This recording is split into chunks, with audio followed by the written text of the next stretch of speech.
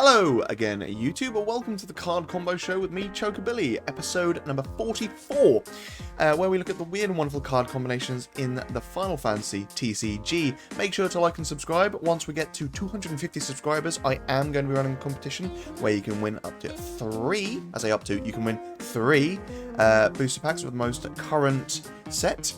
Anyway, this week I am going to be looking at Cloud of Darkness from Opus 1, Dark Knight from Opus 5, Doga from Opus 13, Chocobo from Opus 10, and Xande from Opus 10. Yes, it is a Final Fantasy 3 themed episode. So, Cloud of Darkness is a 6 CP 7k. When Cloud of Darkness enters the field, each player selects one forward he or she controls. All the forwards that were not selected are put into the break zone. So this is a very good card, and it's already, you know, old as well. Kind of Water's answer, well not answer, but Water's variant of Shantoto. But you get to keep a card. But what's really good about Cloud of Darkness, the fact that it puts forwards into the break zone. It doesn't break them, it doesn't lower their power, it doesn't damage them, it just puts them into the break zone. So that means any forwards that have the cannot be broken text, they're still put into the break zone, because being put into the break zone and being broken are two separate things. So, obviously it works amazingly with things like Vikings. You put Viking into the break zone, you get to draw a card. That kind of recurs the cost of Cloud of Darkness as well. It's also worth noting with Cloud of Darkness that you can actually put Cloud of Darkness into the break zone as well. So you could play Cloud of Darkness and select another forward you have, at which point Cloud of Darkness would then put herself into the break zone. But yeah, it's a fairly old combo anyway. You're having Vikings, you have a few Vikings on the field, you play Cloud of Darkness, they get put into the break zone, you draw some more cards, you can play more things if you wanted. But yeah. Regis. So when Regis enters the field, choose up to two forwards other than card name Regis, light or dark, put in your break zone from the field during this turn. Play them onto the field. So you play Cloud of Darkness, and you choose Cloud of Darkness to survive, at which point two other forwards on your field get put into the break zone. Obviously your opponent may have like 3 or 4 forwards, may only have like 2 forwards, at which point they only put one to the break zone. But then you can play Regis onto the field, at which point you can recur the 2 forwards you put into the break zone through Cloud of Darkness back onto the field. Excellent with lots of forwards with entry effects as well. Would be even better with things like Vikings, so Layla bringing in more Vikings, and then a Viking entering as well, get you lots of cards to hand. There's lots of good cards you can combo this with. Ovalia, similar sort of thing. So Cloud of Darkness enters the field, at which point use Ovalia's S on a forward. That would leave the field, it will then re-enter the field, and obviously when a category FFT forward you control is put from the field into the break zone, draw one card. This effect will trigger only once per turn, so it means if Cloud of Darkness enters the field and you put an FFT character into the break zone, you also get to draw a card as well, so again, more bang for your buck. Now, if you combo this with Rams and Agrias, it means that, so let's say you play Cloud of Darkness on the you play Cloud of Darkness with Ramza and Agrias already on the field. You use Ovalia's S ability on Ramza. Cloud of Darkness will resolve, Ramza and Agrias will be put into the break zone, at which point you get to draw a card from Ovalia because they are FFT characters. And then, because of the S ability placed on Ramza, Ramza will then re-enter the field, and then you get, this is obviously at damage 5 you want this to happen, so he will enter the field, and you get to choose a FFT character other than Ramza in your break zone, add to your hand, and at damage 5 you can then play it onto the field. Now, obviously Agrias has just been put into the break zone as well, so that means Agrias can then be brought back to your hand and then played onto the field. And then when Agrias enters the field, if you control a draw princess, draw a card. You have Ovalia, so you get to draw a card. When Agrias enters the field, choose one forward opponent controls. If you control a card named Ovalia, it loses 7,000 power till the end of the turn. Your opponent will have one forward remaining because of Cloud of Darkness, and you control Ovalia again, so it's minus 7,000 power. And then also at damage 5 again, which you will be because you've used Ramza to play Agrias onto the field. Agrias can also search you a category FFT forward to your hand as well. So that's a nice little combo. Obviously, it's much better at damage 5. You could just use Ovalia's ability, Ovalia's S ability on Agrias rather than Ramza. But if you're at damage 5, you can use it on Ramza, so you get 2 forwards back onto the field as well. Cloud. Obviously, Cloud will be put into the break zone, at which point you can mill the top 10 cards of your deck, and then put Cloud back onto the field and deal your opponent anywhere from 3 to 9k damage. Just another way to be able to reduce or hopefully break more of your opponent's forwards whilst you still keep more forwards on your side. Golbez. Again, a pretty old combo. You play Cloud of Darkness, Golbez gets put into the break zone, at which point he searches for 4 cards of different elements that cost 2, plays them onto the field. Again, you could use something like Avelia's S ability to bring Golbez back as well if you wanted, but it's just a good way to be able to keep a massive field on your side whilst reducing your opponent's field. Maya. So, when a light or dark character either player controls is put from the field into the break zone, choose one character other than light or dark in your break zone, add it to your hand. So you played Cloud of Darkness, and you could actually choose Maya to survive, and then a dark forward gets put into the break zone. You then get to retire a card back to hand, so again, more bang for your buck. But if you were to combo this with Spiritus, and I have talked about this before, now, when a dark forward other than Spiritus you control is put from the field into the break zone, choose up to 1 forward, remove it from the game. This effect will only trigger once per turn. So let's say you have Maya, Spiritus, and Golbez on the field. You can, using Cloud of Darkness, play Cloud of Darkness and you choose Maya to survive, at which point Spiritus and Golbez will be put into the break zone. That will trigger Maya so that you get to recur a character from your break zone to your hand, and then it will also trigger Spiritus because even though Spiritus is leaving at the same time as Golbez, he will actually see the ability and therefore will trigger, at which point you can then choose your opponent's only remaining forward because of Cloud of Darkness, and you get to remove it, which is even better. And then you will also get the Golbez trigger for him dying as well. I can't remember exactly what his abilities are, just using him as an example here, but yeah, so basically using these guys together means that you get to remove all your opponents, well, you get to put most of your opponent's field forwards into the break zone and remove the one remaining forward and recur a card to hand. Okay, so Dark Knight. It's a little 2 CP 4K from Opus 5, and he has the text of 1 lightning, deal 1000 damage to all the forwards opponent controls, and 2000 damage to Dark Knight. So there's I was a little bit confused with this card because there are some cards like, let's say, Diablos, the 5 CP summon, where if you were to cast it and say you chose to reactivate all your backups, and then you chose to break a forward of 5 CP or more that your opponent controls. If your opponent were to make that 5 CP forward an illegal target, it then means that the reactivation of your backups also would not resolve because the only target it had is no longer legal, at which point the whole thing fizzles. Now, with Dark Knight, this is slightly different because of the fact that Dark Knight does not choose anything. It states Dark Knight as its target, but so long as there is no choosing happening, it means that the ability can resolve even if Dark Knight is not there. So this means that if you were to use Dark Knight's ability twice, Dark Knight obviously will have received 4000 damage and will die, and you'll have dealt 2k to your opponent's field. However, you can actually stack this as many times as you want, and even when Dark Knight dies to its own effect, the ability will still continue to resolve. So you could pay 5 lightning and deal 5k to your opponent's field, and obviously after the second resolution, Dark Knight will have taken 4k damage, so it will die, but then the other stacks will continue to resolve as well. Now, if you combo this with Manasvin Warmech, it means that all the damage it deals will be increased by 2. So that means it will only require 1 lightning to actually kill itself through this effect, but it also means that the damage you're dealing to your opponent's field, and it is your entire opponent's field. So you could pay 1 fire for Manasvin Warmech on Dark Knight, and then you can pay, say, 3 lightning, which is a total of 4 CP. And you will deal 9k to your opponent's field. Now, this is good because it's just 9k. Doesn't matter if they're active, dull, whatever, it's just 9k. Now, it is 3 instances of 3k damage, so you need to be careful of any Minwu effects, but still, that's pretty good. Now, you could make this even better, and actually, if you're going to pay 4 CP, why not just use 2 Manasvin Warmech on your Dark Knight, at which point the damage it would do will be increased by 4k, or technically 2k twice, and that means you can then use 2 lightning, and you will deal 5k twice to your opponent's board, and Dark Knight will deal itself 6k twice, but obviously the first K, or the first instance, will kill it. But yeah, paying 4 CP to be able to deal 10k to your opponent's board, that's pretty good, given the fact that it doesn't hit your field either. And obviously Minwu is decent as well, because Minwu just allows Dark Knight to be able to survive.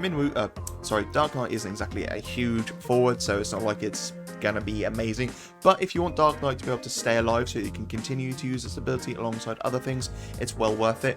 And again, being able to just pay 1 lightning to be able to deal 1000 to all your opponent's forwards is pretty good, I think.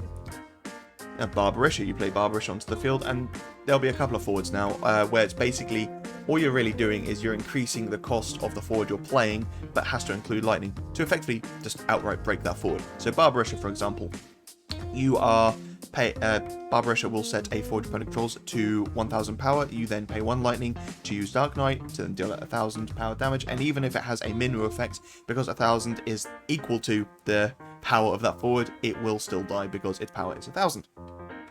Similar sort of thing with Orlando. When Orlando enters the field, choose 1 damage forward, break it. So you have to obviously make sure that you use Dark Knight's ability before you play Orlando, because Orlando will come in, try to choose a damaged forward, and even though you're going to damage it with Dark Knight, it is not already damaged, so it will just fizzle. So you need to make sure to use Dark Knight first, but again, you're just basically increasing the cost of Orlando by 1 CP to be able to break something. Garland. Now, this is an interesting card. Well, I say interesting card. It's just basically Garland as a first striker, really. I'm just talking about first strikes, but he is obviously one of the largest first strikers in the game. So, let's say you pay 1, 2, 3 lightning for Dark Knight. That is basically acting as a buff to Garland, because that damage will already be on a forward your opponent controls, at which point Garland, when he blocks or attacks or whatever, will deal the damage first, provided that forward doesn't have first strike, at which point you have, say you've got, your opponent's got a 12k forward that they're decided to block with, use 3 procs of Dark Knight, and then Garland is blocked by that forward.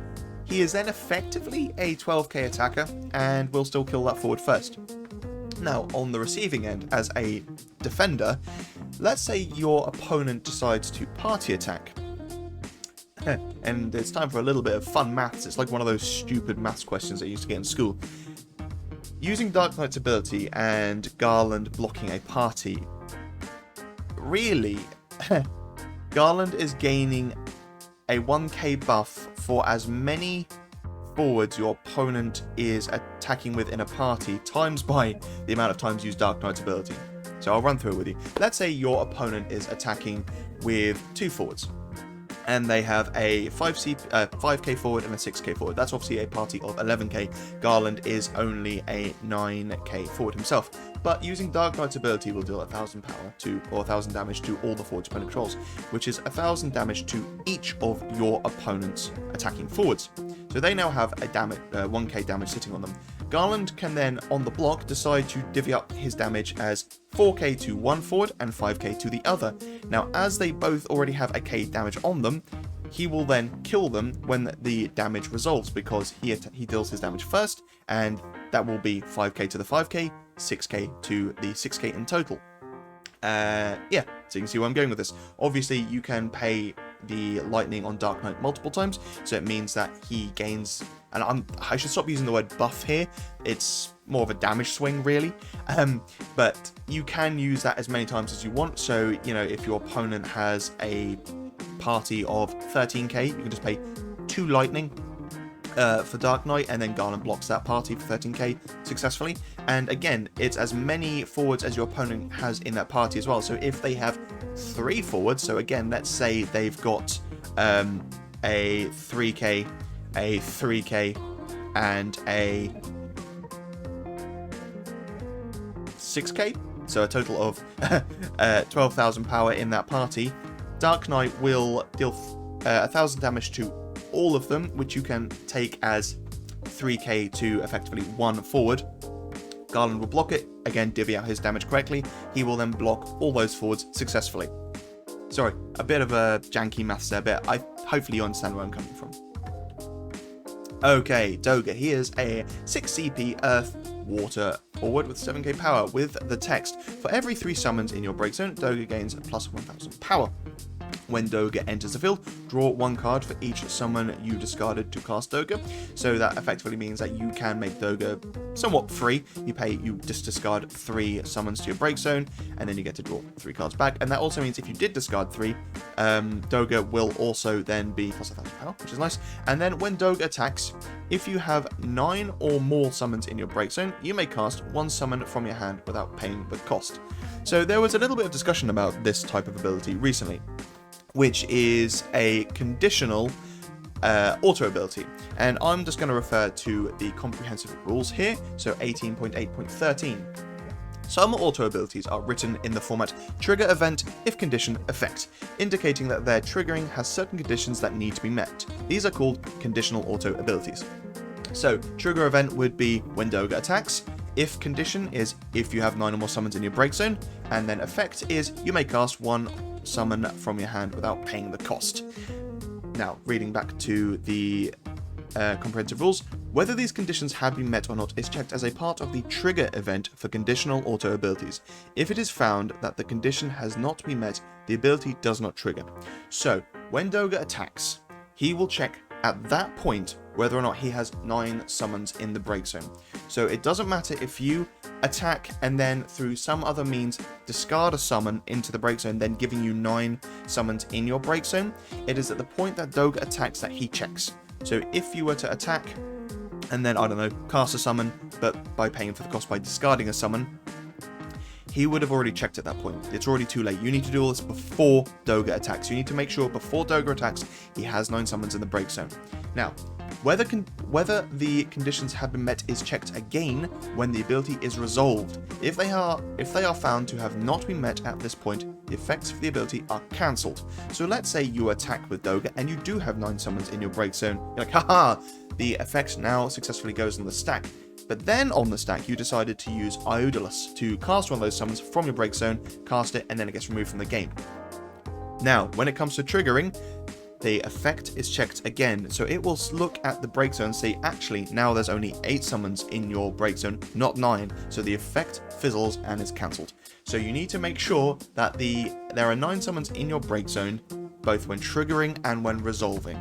And that is conditional autos, well, at least these sorts of conditional autos in a nutshell for Doga.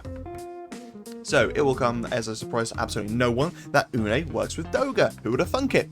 She has the text when Une enters the field, choose 2 summons, each with a different cost in your break zone. Your opponent selects 1 summon among them. You may cast the other summon without paying the cost. If you cast it, remove the summon from the game after use instead of putting it in the break zone.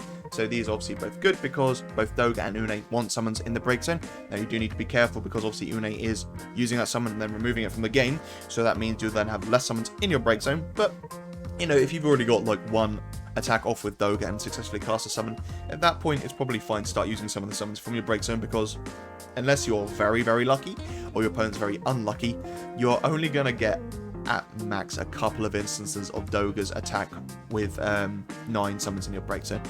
Again, you might have the right protection set up, or you might just have enough summons in your break zone to be able to do this, but still, you need to be wary of not using too many, but at the same point, don't stop yourself from using that, you know, good resource to be able to cast the summons.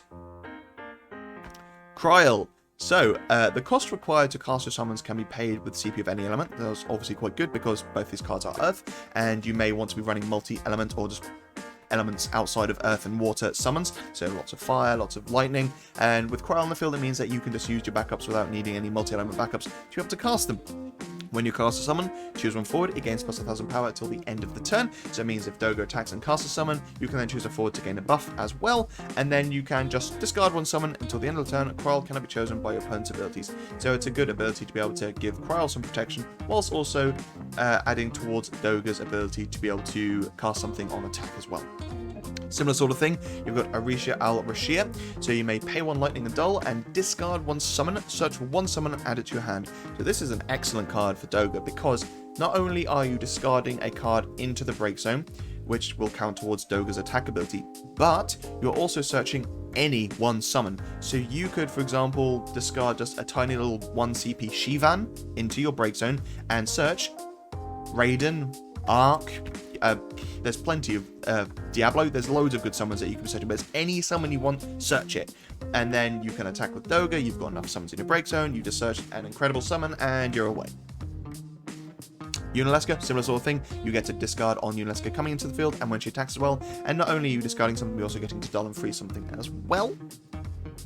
And a similar sort of thing, again, as I mentioned earlier, with Doga, the chances are you're not going to, like, consistently get his effect off more than, like, a few times at most, so at which point you're going to want to start using those summons as a resource again. So being able to use Unileska to put those summons from your break zone back into your deck to be able to trigger them for, I don't know, like a Seymour backup or something like that.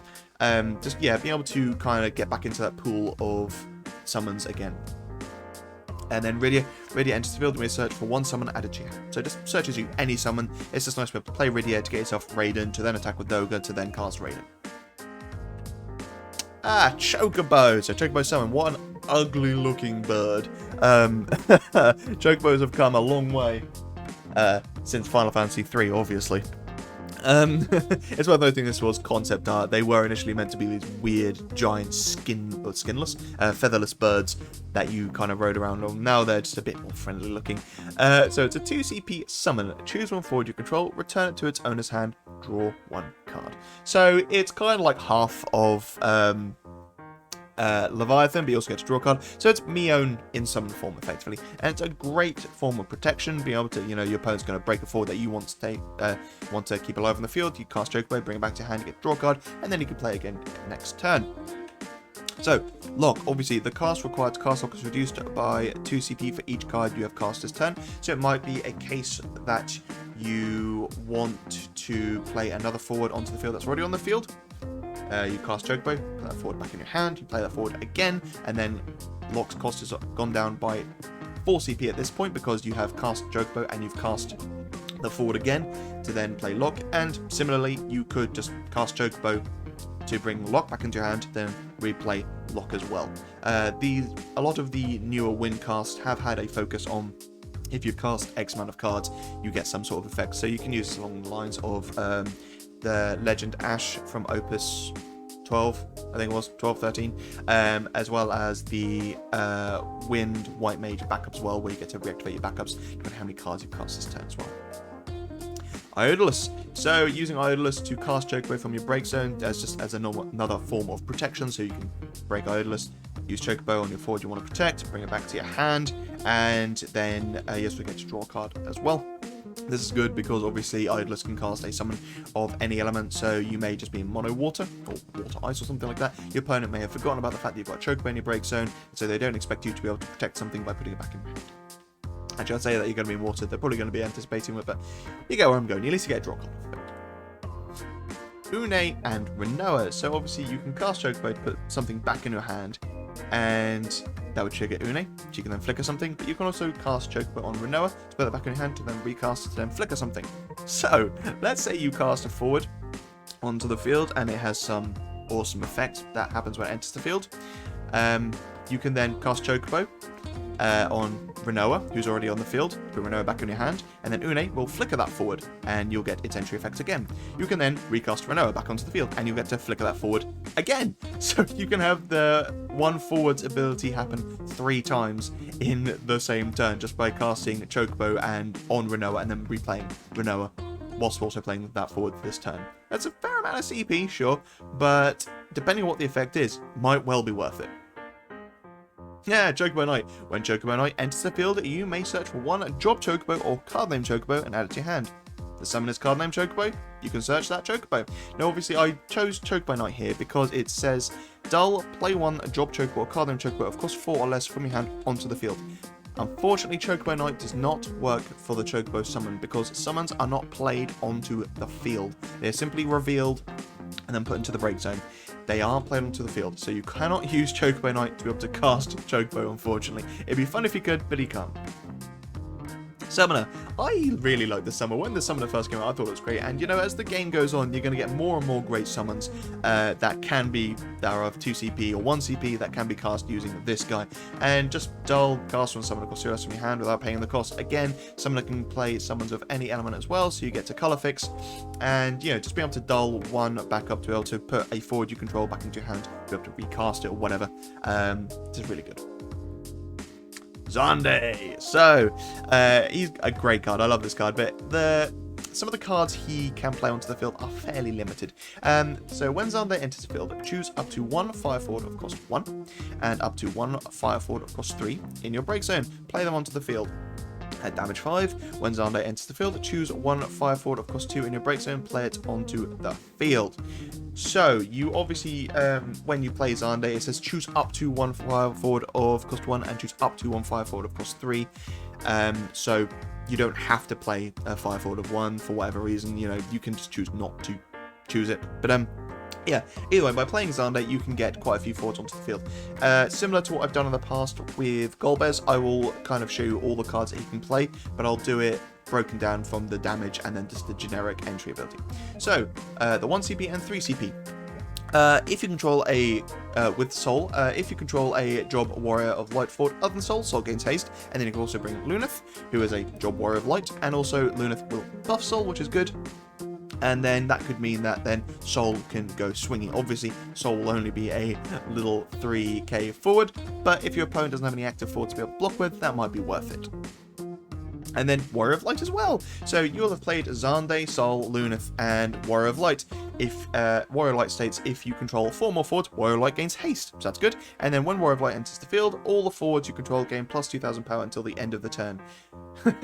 So that will mean that Soul will actually be plus 3,000 power, 2 from Warrior of Light, 1 from Luneth, and Warrior of Light will be plus 3,000 power, 2 from Luneth, 1 from Luneth and 2 from himself. So Warrior of Light will actually be an 8k haste, and Soul will be a 6k haste. Now obviously you could just party attack with Soul and Warrior of Light, so that when Soul forms a party and attacks, you may search for 1 Job Warrior of Light of cost 2 and add it to your hand. So, you know, even more kind of cohesion for the deck and be able to get more cards to your hand whilst you're attacking, and you've got a huge board. Zac and Barrett. So obviously Zac is only a 1 CP, but he's 8k, which is really, really good. But the one drawback is that if your opponent has any forwards at the end of your turn, you must discard to deal it 5k damage. However, when Barrett enters the field, you deal damage to, when Barrett enters the field, choose one of 4 opponent controls, deal 1,000 damage for each category 7 character you control, and then if Barrett results from an EX, it's 2,000 damage for each character 7 you control instead. So even if you only have Zac and Barrett entering the field, Barrett will see both Zac and himself enter, so that means he will deal 2k. However, you can combine this with Cloud as well, so Cloud will deal 2,000 damage to a forward, Barrett will enter and see Zac, Cloud and himself, and then deal 3,000 to a forward, which then means you've dealt a total of 5, and then you go to pass your turn, and you have to discard for Zac, so then you deal a further 5k, so you've actually dealt a total of 10k to 1 forward. Yuzuki, so now we're just focusing on some really good cards that Xande can play, especially multi-element, because they're still fire cards, they still fulfill Xande's text, so yeah. Yuzuki has, if a fire forward you control is dealt damage by your opponent's abilities, damage becomes 0 instead. So being able to give all your fire forwards effectively mineral effects, and you know, hopefully Xande's playing 3 forwards onto the field, all those forwards could have mineral effects, they could all have quite high power, so that becomes very problematic for your opponent to deal with. Cater. So when Cater enters the field, select one of the 2 following actions, choose up to 3 backups, activate them, or choose one forward, deal 1,000 damage for each backup you control. So it can be a maximum of 5k damage, which could work well alongside other damage dealing forwards you would play. But I actually really like the fact that you can choose up to 3 backups, activate them, because obviously you need to be damage 5 to play Cater, but still, at damage 5, you have played 4 forwards onto the field for 8 CP, then Cater can reactivate 3 of those backups, so actually you've only paid 5 CP for 4 backups. 4 forwards, sorry. That's fantastic, especially when you consider all the entry effects that those forwards may have as well.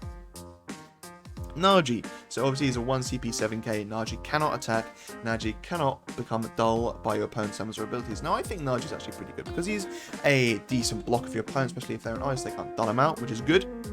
And there are obviously quite a few summons that can break, you know, forwards of 1 CP, but still, I think he's decent enough. And when you consider the fact that you can be playing things like Lice, which will be increasing his power, and Fire has some easy ways to be able to give 5 forwards First Strike as well.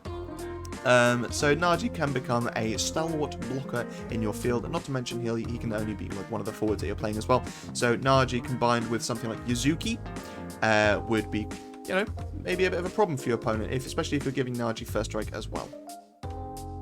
LSA, so when LSA enters the field, select one of the 2 following actions, play a card named Alphano from your hand to the field, or search for one card named Alphano, add it to your hand. So if you're actually getting to play Alphano from hand, that means you can actually be playing a total of 5 forwards onto the field just from playing Xande, provided you have the Alphano in hand and you are at damage 5. At which point also Alphano would then search you, provided you're playing the other 3 CP Opus 12 Alphano card, but that would search you any character you want as well, which is really good. Forza, fairly obvious, he cannot be cast, but when Forza enters the field, choose one forward opponent controls, deal it 7k damage. He is a 9k forward, so he's pretty big, but he also deals damage upon entry, which is cool. And finally, Null. So when Null enters the field, select one of the 2 following actions. Choose one forward other than Null you control. Until the end of the turn, it gains plus 2,000 power and haste. So you could choose Xande to become an 11k forward and then gain haste as well, so that's pretty good. And then also choose up to 2 forwards, deal them at 2,000 damage and dull them. So it could be a case of Xande's bringing in Null, but then also 2 other forwards that gain haste or have haste or whatever, you are giving them haste. You could actually dull your opponent's 2 blockers out of the way, so then you can have those forwards go and gain haste. Go and attack, sorry. Now, a card I actually would like to combo this with would be Sabin. So, to be able to play Null onto the field with Xande, you would actually have to be at damage 5. But at damage 5, Sabin gains when Sabin attacks, choose one forward opponent controls, deal damage equal to Sabin's power. So Xande would resolve and bring in Null alongside Sabin.